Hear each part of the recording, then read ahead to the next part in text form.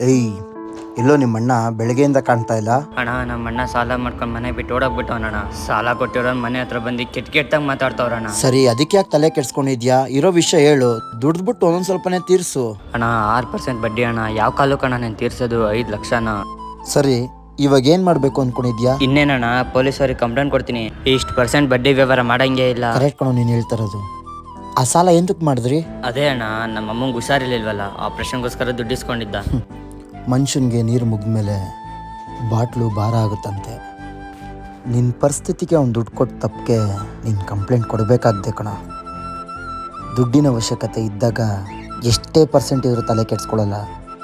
ಅವಶ್ಯಕತೆ ಮುಗಿದ್ಮೇಲೆ ಧರ್ಮದ ಬಡ್ಡಿ ಬಗ್ಗೆ ನೀನು ಮಾತಾಡ್ತಿದ್ಯಾ? ಸಾರಿ ಅಣ್ಣ, ಇವಾಗ ಏನು ಮಾಡ್ಬೇಕಣ್ಣ? ಇರೋ ಪರಿಸ್ಥಿತಿ ಹೇಳು. ಲೇಟ್ ಆದರೂ ಪರವಾಗಿಲ್ಲ, 1 ರೂಪಾಯಿನೂ ಮೋಸ ಮಾಡಬೇಡ, ಪ್ರತಿಯೊಂದು ತೀರಿಸು.